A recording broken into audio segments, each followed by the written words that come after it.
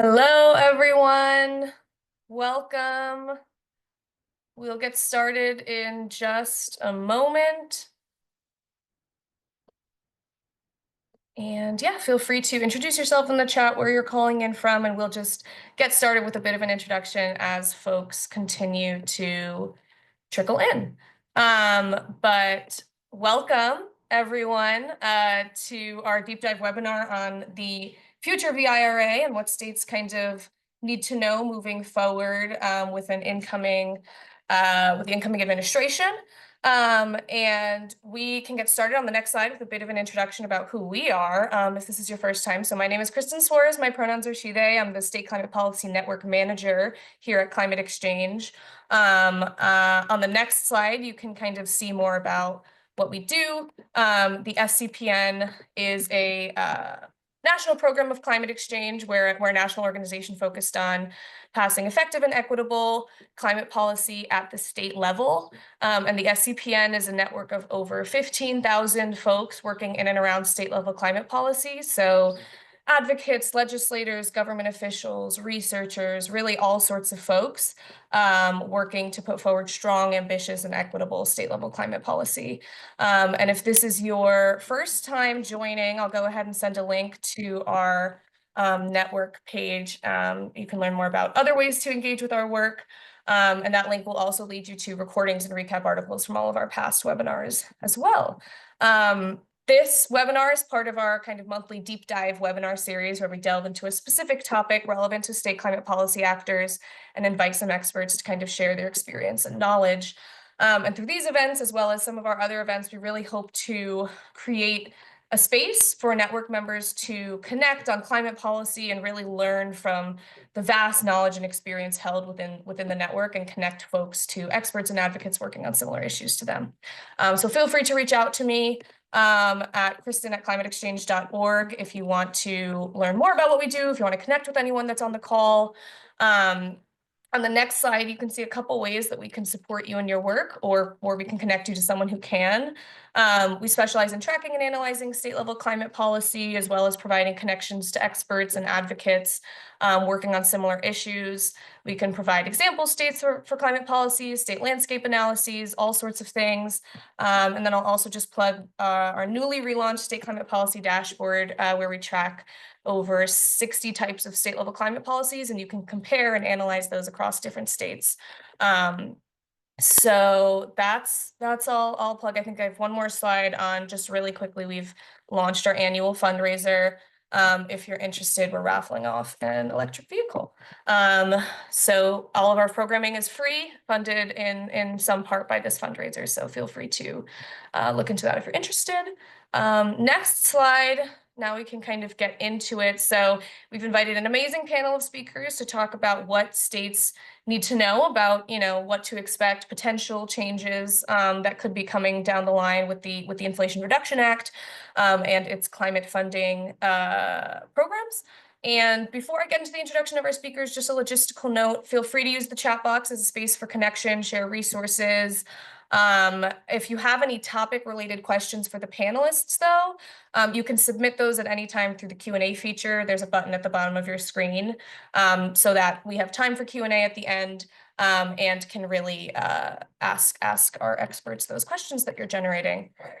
Also, this webinar is being recorded, so if you have to hop off at any point, or someone who wanted to make it but couldn't, don't worry, we'll be sending out the recording, slides, and recap article by email by the end of the week. So yeah, now let's get into the discussion. Today, we're going to be talking a little bit about potential impacts to the IRA, available technical assistance and resources that are here for you as state climate policy actors, and then a little touching on like what we can do moving forward from here. And then lastly, it's not listed on the agenda, but we'll have some time for Q&A, so feel free to submit your questions there. Alrighty, we can go to the next slide. I'll introduce our first two speakers. We have Jillian Blanchard and Nestor Perez from Lawyers for Good Government's climate change and environmental justice program. Jillian is the director of this program, and she has managed over 400 lawyers to help provide critical guidance to cities, states, and nonprofit partners to help expedite the country's shift to a clean and equitable green economy and to address environmental justice. She's joined by Nestor, who's a clean energy attorney at L4GG, who's really focused on achieving a rapid and equitable transition from fossil fuels to clean energy, and he's passionate about ensuring the most vulnerable communities are protected first and making sure those communities are included in that shift to a green economy. So I will, without further ado, I'll hand it over to you all to talk a little bit about what you might be able to expect coming down the line. Thanks for being here. You can go to the next slide. Thanks, Kristen. Thank you so much for having us. It's great to be here, and thank you so much as well for convening the climate exchange. We think more than anything in 2025, the key is going to be collaboration and coordination. And so we really appreciate climate exchange and all the good work you do to bring everybody together. So happy to have this conversation and hear what others are doing and answer whatever questions we might be able to answer. As Kristen said, I'm Jillian Blanchard, the director of our Climate Change and Environmental Justice Program and an energy attorney, and have been working, as many of you know, on the equitable implementation, a lot of this historic federal funding around implementation of tax credits and the grants. And so that's really what we're going to focus on today. So without further ado, I'm going to shift this next slide over to Nestor. Thank you, Jillian. So so for our program in particular, I just want to briefly highlight that it is part of an umbrella within Lawyers for Good Government, where we have additionally a racial justice, immigration, and reproductive justice programs. Next slide. I'd like to focus your attention just for a brief minute that although Jillian and I are lawyers, we are of course not your lawyers for purposes of this call. We are providing general information, and any of the information you hear here is not legal advice. And so I'm sure you've seen that before, but just want to highlight it before we get started. And I'll pass it back to Jillian for some of the things we expect in the next administration. Thank you, Nestor. Okay, so this is probably the meat. Let's jump into the meat of it. What you're all concerned about. What are you worried about? It's probably the same things we are worried about. So many of these things on this slide are not going to be news to you all, but I like to put them in the buckets that you might be thinking about them, and certainly how we at L4GG are thinking about them. So first, is kind of on the left there, you see this definitely a withdrawal from the multinational agreements. Our organization was actually formed on the eve of the 2016 election, but our climate change environmental justice program was launched literally the day before Trump 1.0 announced withdrawal from the Paris Accord, with a goal of working with folks like you all to meet and beat Paris at the state and local level. And so we anticipate the same kind of thing happening in Trump 2.0, withdrawal from not only the Paris Accord, possibly the UNFCCC, maybe even the Kyoto Protocol. We don't know, but that's kind of at the multinational level. Certainly at the national level, we anticipate all the things that you're probably anticipating with respect to the federal agency protections that we come to rely on, attempts to repeal those, all the regulatory changes. It remains to be seen how effective this DOGE agency will be and how much power they will have, if it's just going to be advisory, if the president is really going to listen to Elon Musk and Vivek, and we'll see how much that actually gets through. But we are going to see attempts at deregulation writ large, lots of new federal agency regulations coming out with opportunities for public notice and comment. We are tracking closely, as I'm sure you are, the different appointments. Obviously, Lee Zeldin for EPA is going to be an important one to watch. He's not the worst thing for the environment. He's not good, but certainly in terms of records, it's better than at least some of the worst.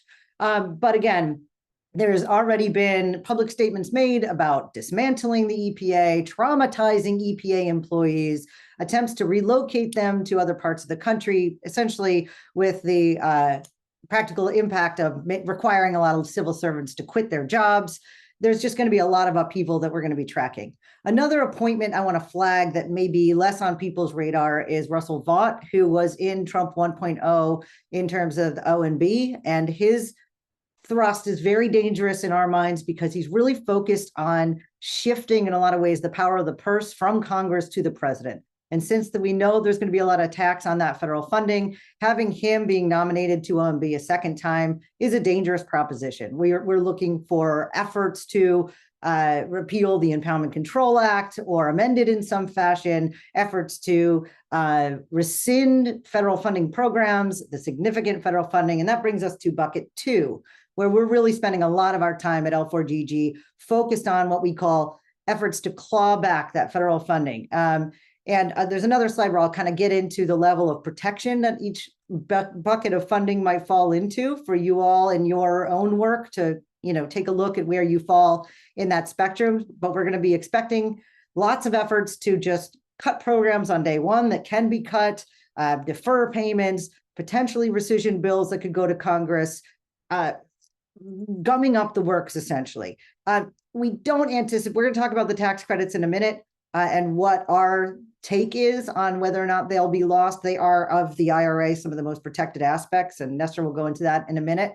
But, we're looking at, are we going to lose all the momentum on these green banks if they're not capitalized as quickly as they need to be? We're targeting solar, we're looking closely and protecting solar for all, et cetera, just to see how much impact that's going to have. And then last, again, none of this is going to be new to you, but we've already seen direct attacks on ESG efforts, DEI efforts, all things equity and environmental justice. We anticipate the executive orders will come out on day one, maybe even January 20th. Rescinding Justice 40, certainly, and there's going to be a lot of other attempts related to what was the Biden-Harris whole of government approach to tackling climate change is probably going to be a whole of government approach to ignoring climate change.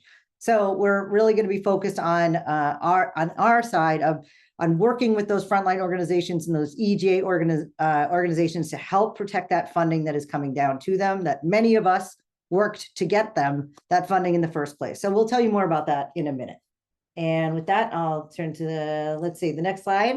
I'm going to zoom in a little bit on the Inflation Reduction Act. So historic federal funding coming down from so many sources that you're all familiar with, the infrastructure law, the CHIPS and Science Act, and other federal pieces of legislation.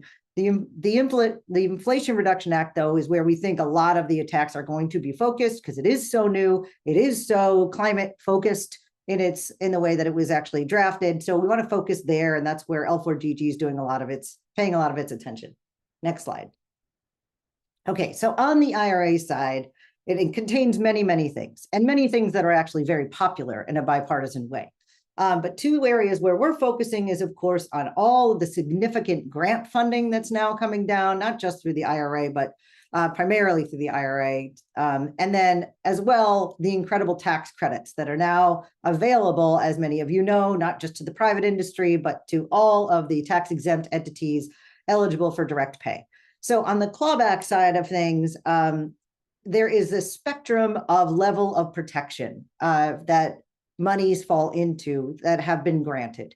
Many of you probably know this, but if funds are just announced, that does not mean they are protected from being cut. So that money could potentially be cut, which is why many of us are working together to get as much money awarded to the award/obligated stage as soon as possible.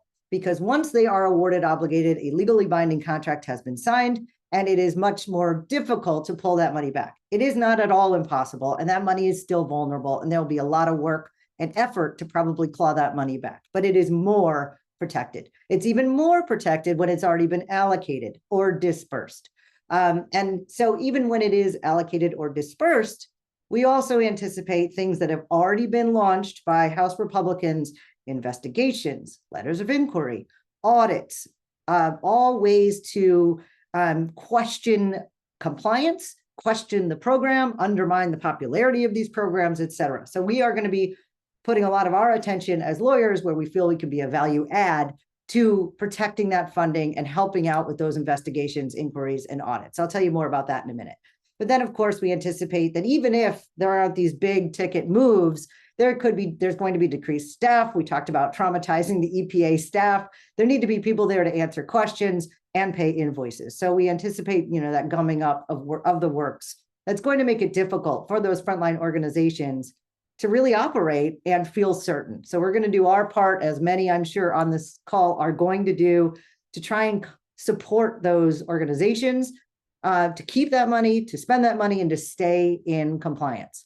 Okay, Nestor, do you want to cover the tax credit piece of this slide? Yeah, absolutely. So in terms of the tax credits, like Jillian was alluding to earlier, it may be a part of the IRA that is for now more insulated from some of the initial attacks we've heard.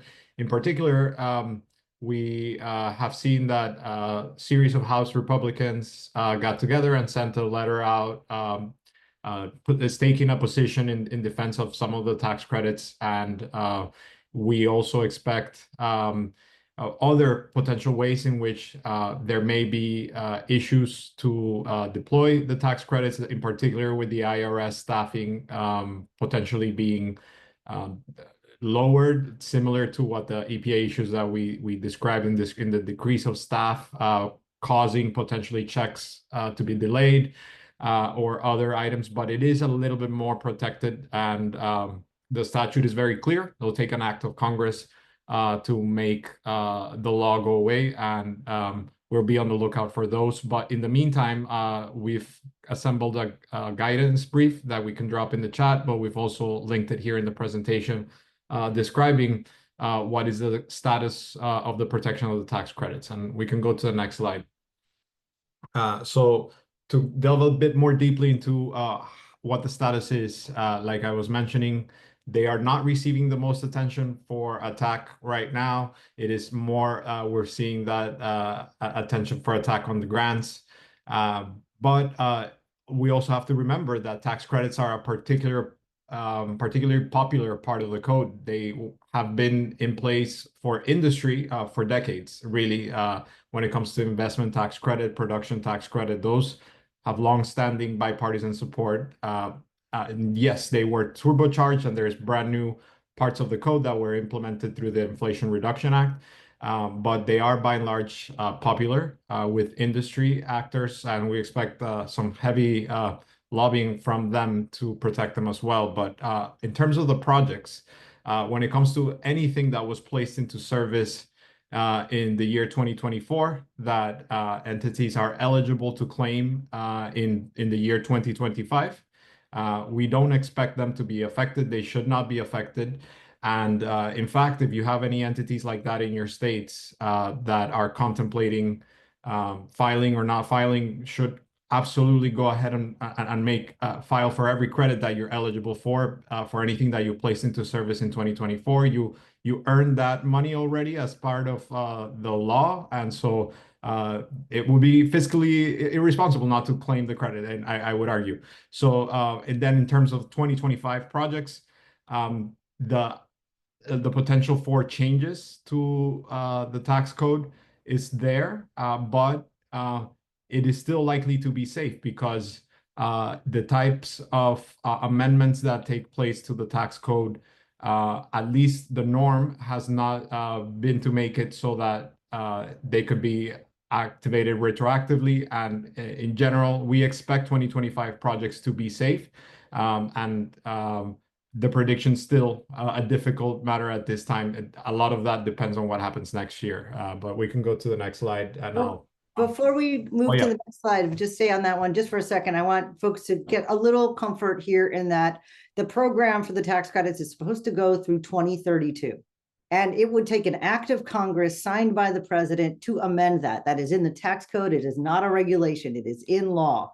So when we say 2024 projects will not be affected, that is for certain. As Nestor said, it's entitled. We all also believe it's going to be very difficult with the industry norm to change the eligibility of 2025 projects. Even if the law is changed after this new administration gets in power, it's going to take time to phase that in. And historically, throughout time, tax codes are changed on the first of the next year. Now, this is not an industry norm type administration, but I think that it would cause a lot of upheaval to business and industry if they tried to do something different. So in addition to that, we don't know that anything is going to happen in 2025. And the direct pay eligible credits do not show up as a big ticket number in the horse trading around costs when they're trying to figure out how to reduce taxes for the wealthy.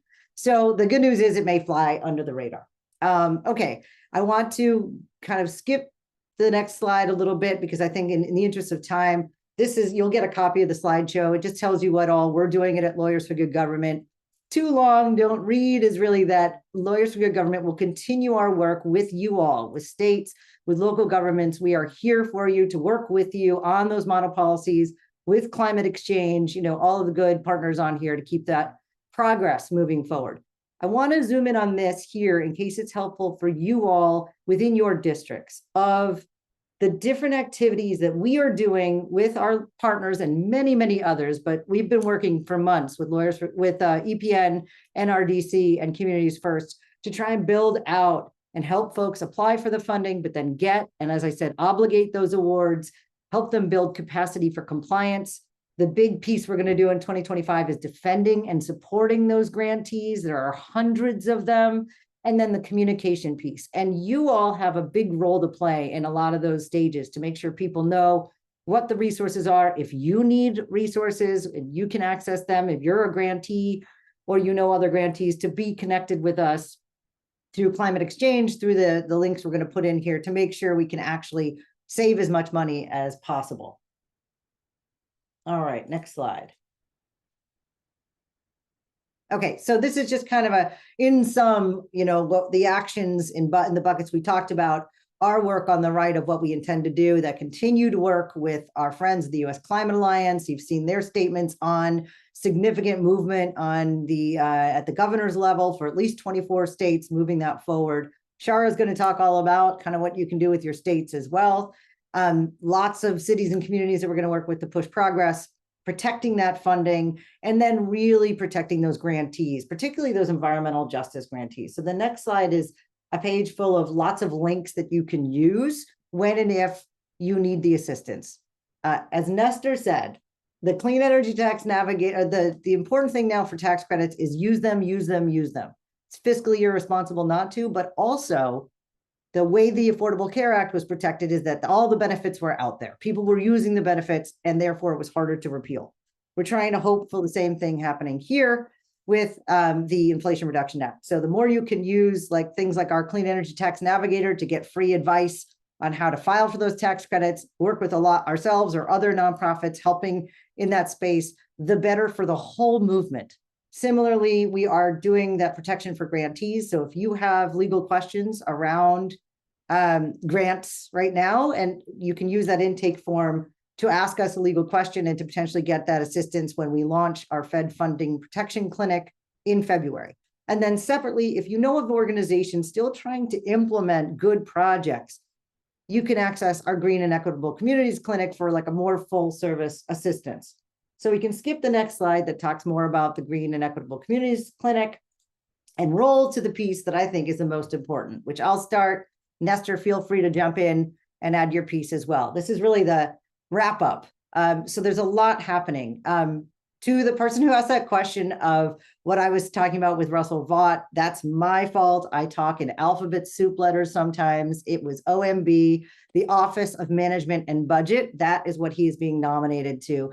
And while it seems like a very unsexy role, it is actually a super critical role in the functioning of federal government in terms of delivering money out to the grantees as promised. Staff changes, just how you can help is to stay aware. Join these monthly calls with Climate Exchange. We'll be having updates as well. Join ours. Stay aware as much as you can so that you can be armed with information. We can share information. We can connect grantees to amplify defense efforts. And as well, pay attention to when there's any removal of federal resources online. We know of a lot of organizations, Harvard is one of them, EDGI, to scrape some of these websites to make sure some of that really important scientific information as well as technical assistance information gets saved, including things like the CGEST mapping. So I believe Harvard is going to be hosting that. And then on the right, it's really critical to highlight those success stories, provide facts and defend against misleading attacks on these frontline organizations, and let us know when they're happening so we can bring the technical assistance. If it's not us, We probably know an organization that is working on that can help you. So let us know so we can make those connections and get people the help that they need. But really supporting those success stories by, in your district, learning right now what grants are out there, who is getting tax credits, and how is your jurisdiction or your area of influence being benefited right now by this federal funding. The more you know about that, the more you can share it with your local electeds at the House level, Senate level, and just really try and preserve the IRA and a lot of the historic federal funding. Nestor, anything you want to add here before we? Yeah, lastly, I would add that entities as local leaders in this space in your states, supporting those entities that are thinking about the uptake of the tax credits, whether that's through workshops or connecting them to resources on technical assistance. Anything like Jillian said, what saved the ACA was the uptake, the massive uptake. So to the extent that you can connect those entities to the resources, doing the outreach and telling the story of direct pay, the availability and the opportunities that are out there for uptake, that will be the biggest defense that we can see. Awesome. So I think the next slide is really just our information. Reach out to us with anything. I also put in the contacts of our friends at the Environmental Protection Network who are doing incredible work right now, getting people to award. So if you are a grantee or you know a grantee, you don't have your contract signed, reach out to them. They have direct services with the help of a consultant that can help you get there. And then we'll reach out to us for anything legal related in terms of compliance, as well as Matt Tejada at NRDC, who's going to be doing some of the bigger comms work and advocacy work around protecting things like GGRF. So thank you so much for your time and for everything you do. I think as long as we stay coordinated, we can make some progress. Thanks so much, Jillian and Nestor. And yeah, I think there's a lot of room for state actors to really just tell up the line to your elected officials what the success stories have looked like and really just build that broad base of support. But yeah, thank you so much. We can move on to the next slide. And I'll introduce our last speaker. So Shara Mohtadi, from co-founder of S2 Strategies, has spent her career in state and federal climate policy, international climate diplomacy, and philanthropy. Co-founded in 2023 with Sam Ricketts, S2 is an advisory firm working with NGOs, philanthropic funders, companies on climate infrastructure implementation strategies, really focusing on providing tools for states, cities, tribes, and communities to seize new clean energy and economic opportunities. So we can go ahead and stop screen sharing, and I'll hand it over to you, Shara, to add your thoughts on what we're talking about today. Yeah, awesome. Hi, everyone. And thank you, Jillian and Nestor, for a fantastic presentation and for all the incredible work and support that you're providing to this network and others. I will be brief. I just wanted to offer a few additional thoughts, and then would love to turn it into discussion Q&A with you all. And thanks, Kristen, for having me. So at S2 Strategies, we run an initiative called the State Support Center, which works across various technical assistance providers, including L4GG and other partners, to support states on clean energy implementation. As a former state government staffer myself during the first Trump years, I have been in many of your shoes and kind of can empathize with what you're looking at. And I think I do want to just start by saying, we do remain hopeful that a number of the foundational incentives, including a number of the foundational tax incentives, the PTC, ITC, as well as even the direct pay provision, as Jillian and Nestor pointed out, will remain. There's a number of as Jillian mentioned, there's industry and business interests in these incentives. A lot of governors of all political stripes that have utilized direct pay and plan to. And so I also want to say, I do think it's important. The most important message I do want to convey is continue to deploy, and keep moving forward on your plans to use all these tools that are currently in statute, in law. And we don't want a self-fulfilling prophecy where we stop using the tools available and of course make it easier to through congressional action end them. And an estimated 80% of IRA investments are in Republican districts. There's strong bipartisan support across voters, and a lot of recent polls for the IRA, and margins, especially in the House, are and will probably continue to be with a few of the Trump appointments very tight. And so we do have a number of reasons to stay optimistic on some of the foundational aspects of what really is allowing the clean energy economy to continue in a pretty steadfast way so far. At S2 and in our work with the State Support Center, we think about this next chapter of the federal government in three ways: deploy, defense, and drive progress.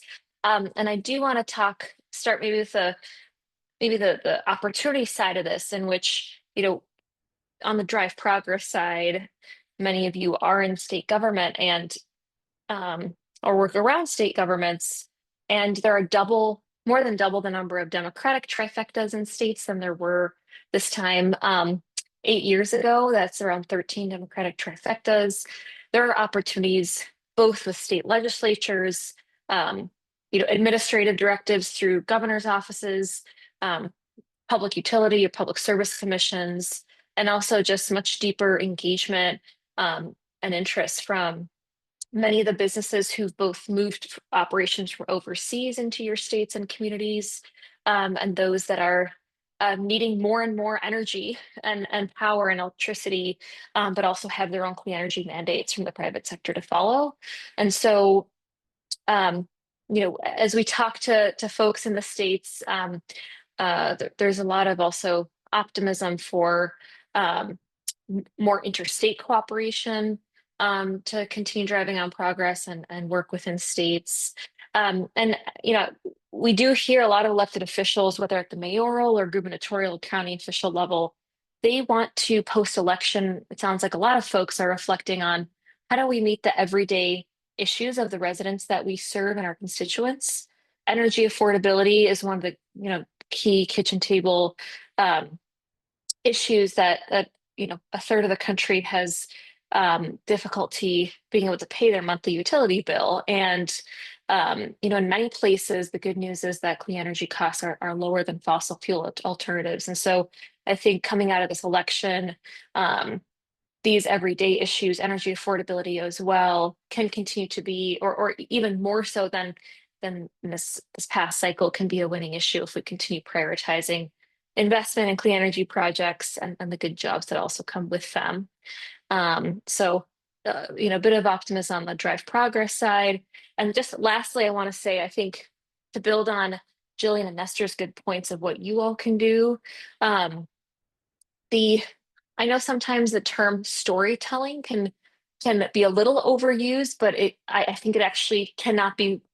I think it also can be a little understated, in that we are hearing of so many great, let's say, projects that in 2024 were kicked off thanks to elective pay or direct pay being possible, whether it was a community health center in Georgia, a rural church in Pennsylvania, or a city government building in Tulsa. I mean, there's a number of really great stories out there, and I think it's important that where you work with these organizations, or if your own organization is using the elective pay tax characteristic, that you can be sharing those stories in the local media. You can be working with groups like ourselves, with Climate Exchange, to be sharing those. There's going to be, I think, more infrastructure set up in which those stories being told on things like elective pay are then also being told by the right messengers to Congress, businesses,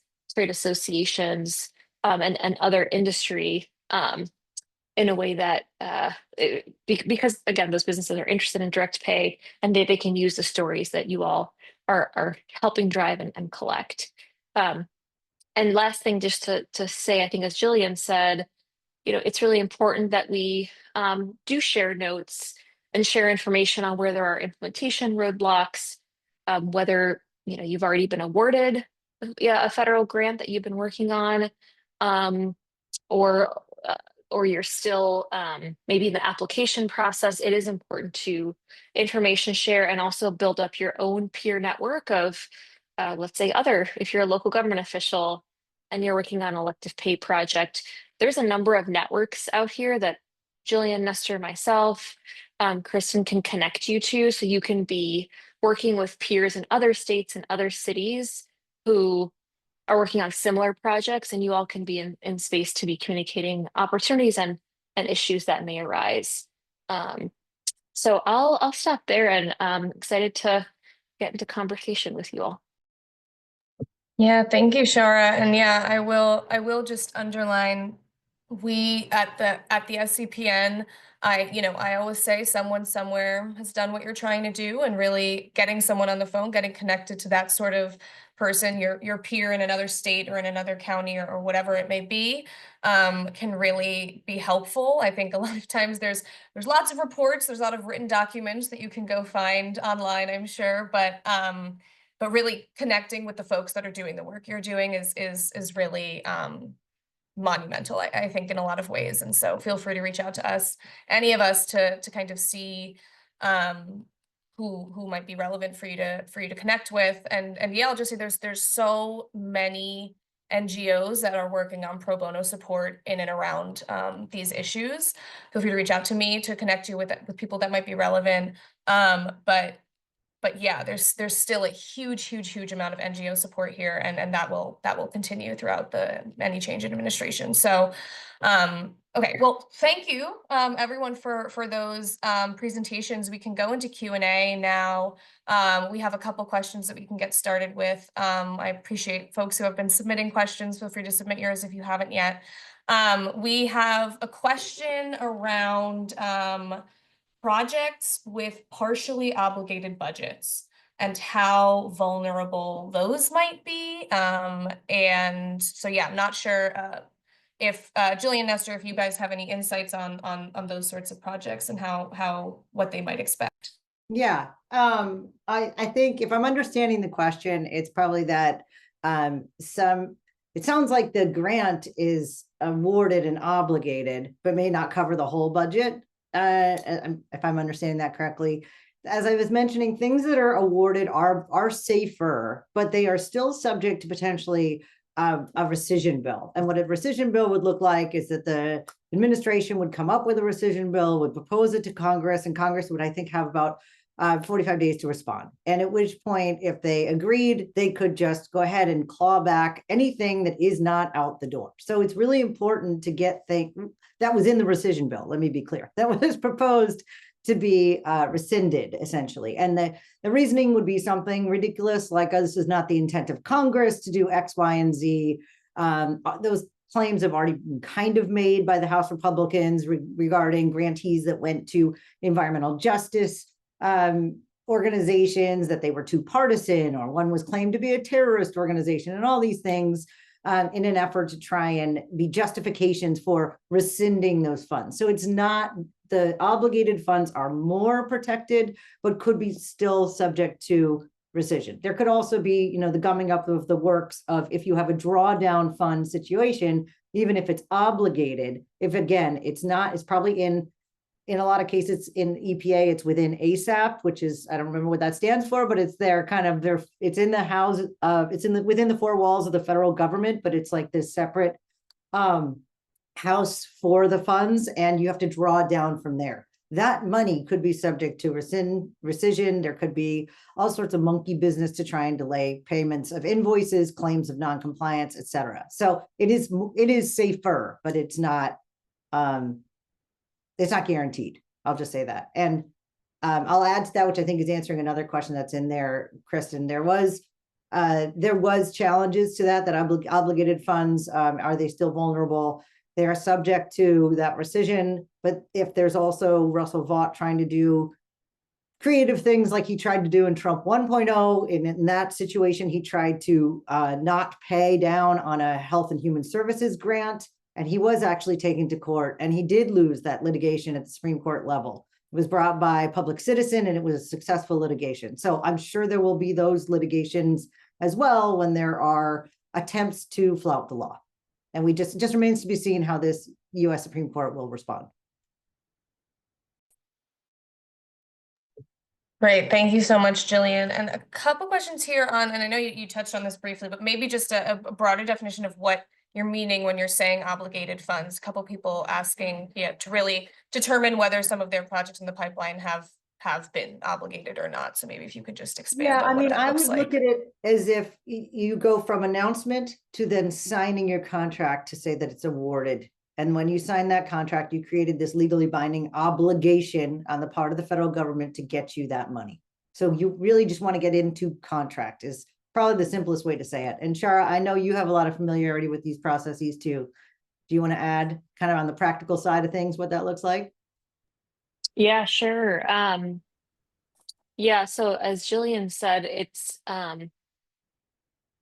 there's the press release, or you've been notified by the federal agency that you have been awarded, been selected for award for a federal grant, but you still have to go through a kind of contract negotiation process. Ultimately, for example, in EPA's case, you'll receive kind of final terms and conditions, which in a lot of cases is their form of kind of the contract. Then you have 21 days to, this is for EPA grants, to object to anything in those terms. And then if you don't, basically that contract becomes legally binding, and often it doesn't even require a signature from your end, just that for EPA often becomes the a trigger point for the Treasury defining those funds as obligated. So I think if you probably, for any federal grant that you've been working on, have a procurement or contracts officer you've been working with.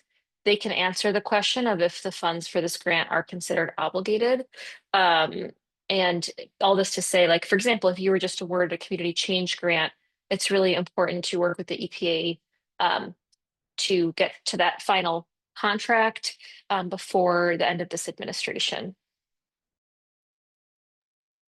Thanks so much. Getting a bunch of questions on the types of credits, the types of programs, the topics that might be more vulnerable to some of these kind of clawbacks, especially around people asking for insights on solar for all and what that might look like, as well as some questions around EV tax credits and how vulnerable those might be in the other kind of general realm of tax credits and direct pay. I'll start. Others may have stuff to add as well. On the EV side, we're all hearing it directly from the mouth of the next president that credits are in trouble. And Elon Musk has said he doesn't really benefit from them, so he's happy to let some of them go as well. So I think of all the tax credits, there are 12 eligible credits for direct pay. A lot of different clean energy technologies, carbon sequestration, manufacturing, hydrogen, those are all likely going to be a lot safer than the electric vehicle credits. But again, this is where I would kind of parrot what Nestor and Shara were saying as well, is like, deploy, deploy, deploy. The number one tax credit used for 2023 projects, in our experience with all the folks we work with direct pay, were electric vehicle credits, 45W. So the more that this administration understands the dollars that were brought back into these red districts, as someone said, 80% went to these red districts, the safer that credit will become. And the more that you can show that this fleet transition that a city is maybe hosting in a red district is going to bring back money and is fiscally responsible, the safer it will be. But again, if there is one that we are hearing on the chopping block more than all others, it probably is the electric vehicles, which is why it's so important to deploy and to tell the story. Shara and Nestor probably have things they want to add to on the solar for all side. Just in general in greenhouse gas reduction fund and in the grants, there is a whole spectrum really of the safety of the funding that really on the one end, if it's just been announced, to all the way on the other end to when you've been invoiced and received disbursement. And I would say that the funds that are safest from the delay, deferral, and rescission tactics that may be employed are those for which a recipient has already invoiced and received disbursement. So to that end, I would say that the most important item that the recipients can control is to timely and correctly perform all their obligations under the award. Yeah, I just want to pitch that too, that I want to, we can put in a couple of links here. One is to EPN if you need help getting to award.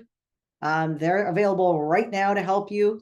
And then I'm going to give you our intake form if you have a legal question about compliance around your award. That's going to be really, really important. Is, in fact, one of the things we're working on today that I will share with Kristen to share out with you all is a grant compliance checklist. If you are expecting to receive money in the new year, we want to give you this checklist to prep you so that you're not trying to set up your reporting, trying to set up your budgeting and compliance, all the things you're going to need when you first get the money. So we want to give people that to start planning now.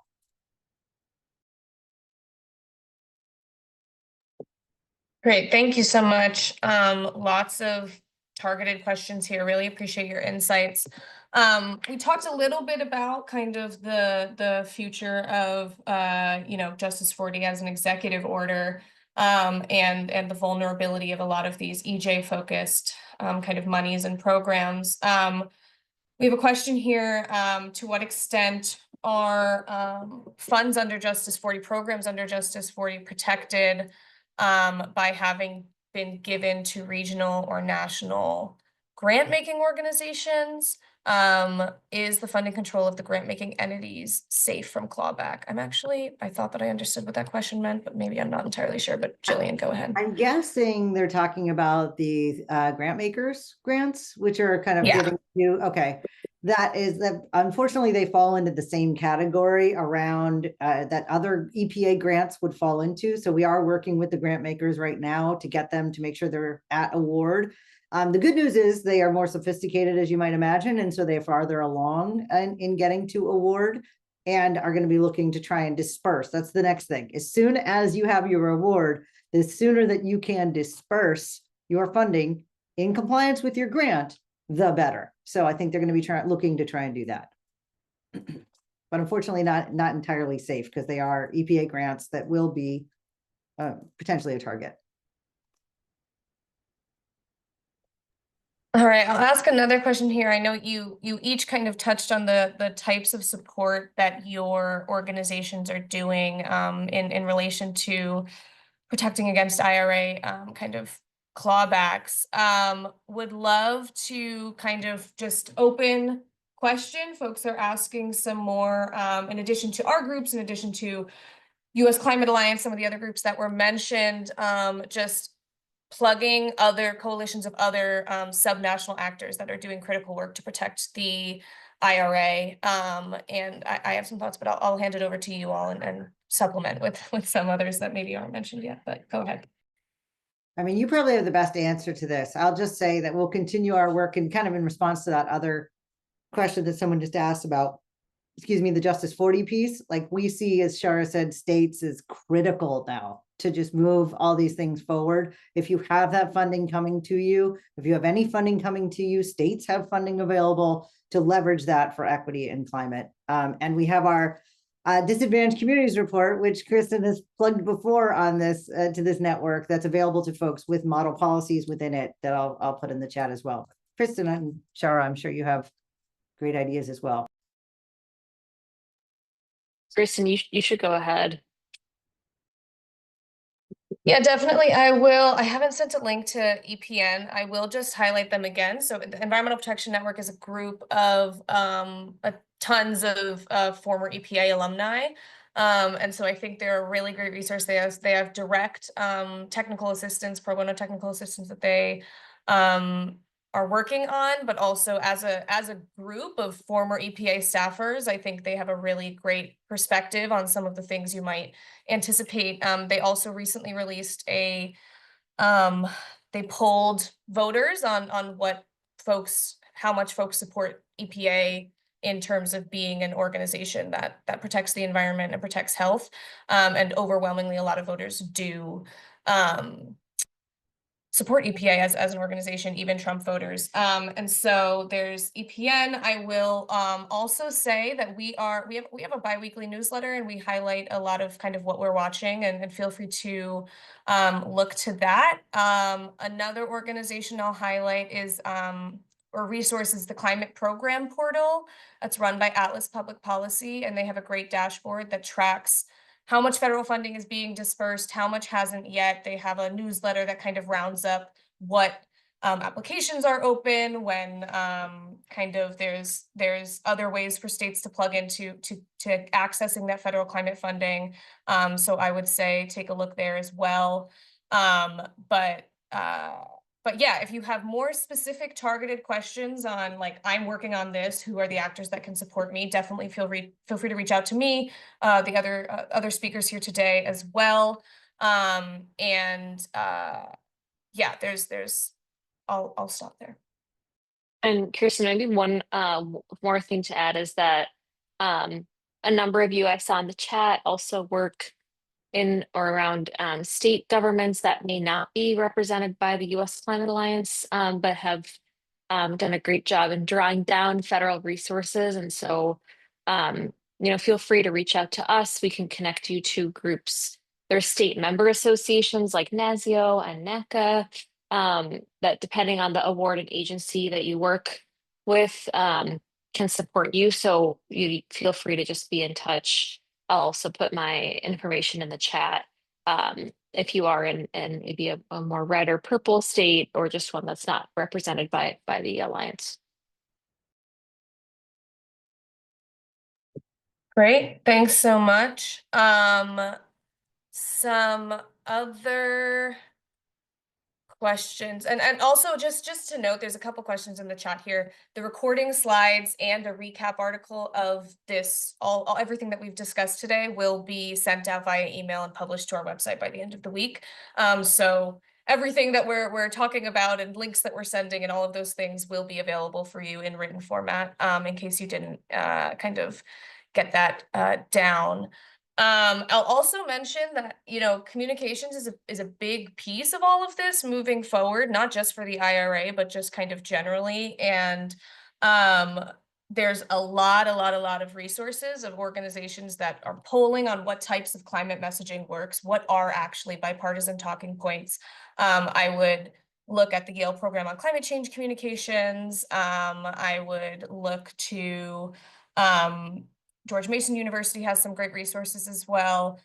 Pew, a lot of the just ground your communication strategy in what data is saying works. It's, for example, we've seen a decline in how important jobs and economy are in voters' minds as a reason for climate change funding to be protected, and an increase in, protecting future generations, protecting the environment, kind of moving as a more important thing than jobs in the economy, for example. So I would say also ground your communication work, not just in maybe what is common sense, but in what the data is showing is actually kind of working, and what are bipartisan points. I will bring it back to Solar for All, because a couple questions there on how likely you all think that Solar for All grants might, even existing kind of agreements for Solar for All might try to be canceled, where the agreement is there, but maybe it hasn't been yet signed. And yeah, other things on kind of the vulnerability of Solar for All more generally. Yeah, I'll start. I'm sure Shara and others have things to add. Of the 3 pods of money from the Greenhouse Gas Reduction Fund, Solar for All is the most vulnerable. The other 2 pots of money, the NCIF and CCIA, have been transferred into third-party ownership. So the funds are essentially dispersed outside of the federal coffers, so they're safer. And we know that Solar for All is going to be a target, but it is so job creating that if we can focus on that messaging of how many jobs will be created, there is hope. And it also has been dispersed evenly across the country into many red states. We're more concerned as well for the 17 nonprofit grantees for Solar for All, that they may be more of a target and have a harder time reaching compliance. It's really a big push to get everyone to that point of signed contracts for solar for all is going to be very important. But that could be one of the programs that gets included in a proposal for rescission. So stay tuned to see if that happens. It's not a guarantee by any stretch, so, but we'll keep you informed. I will say, I think we feel a little more confident about the Solar for All program. I do agree, Jillian, that of the three, GGRF, it is most vulnerable, but probably out of all the EPA programs, it's also one of the least overall.